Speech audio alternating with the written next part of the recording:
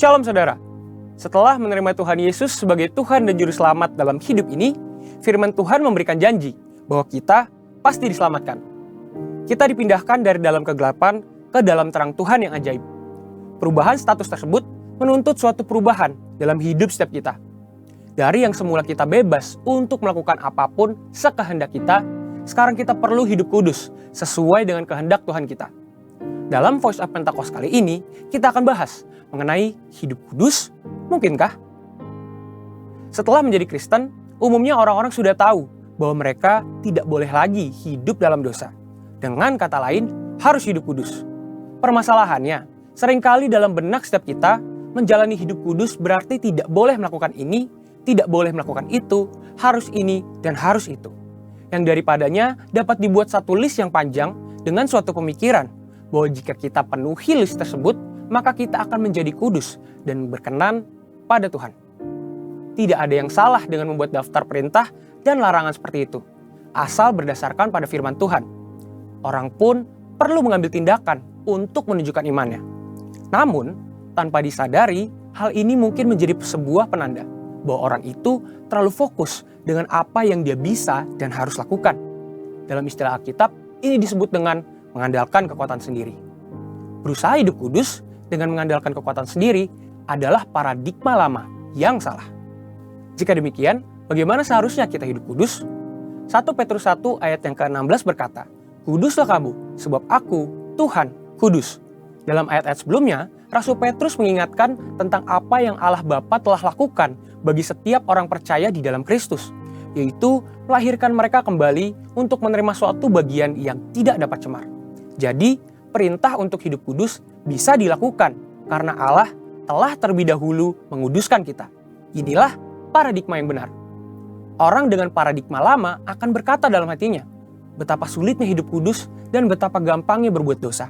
Sebaliknya, orang dengan paradigma baru akan berkata, saya ini orang yang sudah dikuduskan. Karenanya saya mencintai dan memilih perbuatan yang kudus. Perhatikan bahwa hal ini bukan berarti hidup kudus bisa dilakukan secara otomatis tanpa upaya atau perjuangan kita sama sekali. Kita tetap perlu berusaha melakukan perintah Tuhan. Kita tetap perlu dengan tegas menolak perbuatan dosa. Tetapi ada perbedaan besar antara upaya hidup kudus yang dilakukan dengan kekuatan sendiri dengan upaya yang dilakukan dengan kesadaran bahwa seseorang telah dikuduskan. Ada kisah nyata yang bisa menggambarkan kebenaran ini. I.L. Nommensen, atau yang lebih dikenal sebagai Opung Nommensen, datang ke Sumatera di abad ke-19 untuk memberitakan Injil kepada suku-suku Batak. Suatu ketika, seorang kepala suku menyambut Nommensen dan berkata, "Anda punya waktu 2 tahun untuk mempelajari adat kami dan meyakinkan kami bahwa Anda membawa pesan yang layak untuk kami dengar."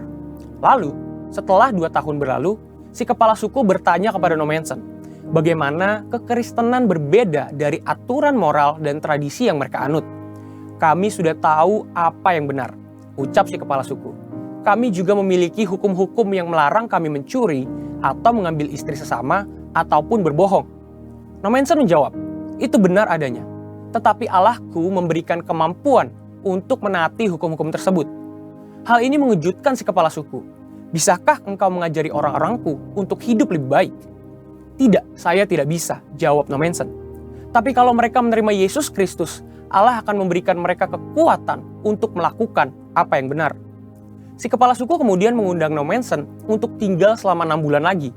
Dalam kurun waktu itu, Nommensen memberitakan Injil dan mengajar orang-orang di kampung tentang bagaimana Roh Kudus bekerja dalam kehidupan orang Kristen. "Kamu boleh tinggal selama yang kamu suka," ujar si kepala suku. "Agamamu lebih baik dari agama kami, karena Allahmu berjalan bersama manusia dan memberikan mereka kekuatan untuk melakukan hal-hal yang ia minta." Haleluya! Paradigma yang baru tentang apa yang Allah telah lakukan untuk kita menentukan apa yang akan kita kerjakan dalam hidup ini. Hal ini sesuai dengan yang dikatakan Dr. Stephen J. Lawson, "A high view of God leads to high worship and holy living, but a low view of God leads to trivial worship and low living." Yang berarti, pandangan yang tinggi tentang Allah akan menghasilkan penyembahan yang tinggi dan kehidupan yang kudus. Tetapi pandangan yang rendah tentang Allah akan menghasilkan penyembahan yang pura-pura dan kehidupan bermoral rendah. Saudara, untuk penjelasan lebih lengkapnya dari tim teologi kami, silakan klik link yang ada di atas atau scan QR Code yang tersedia. Tuhan Yesus memberkati.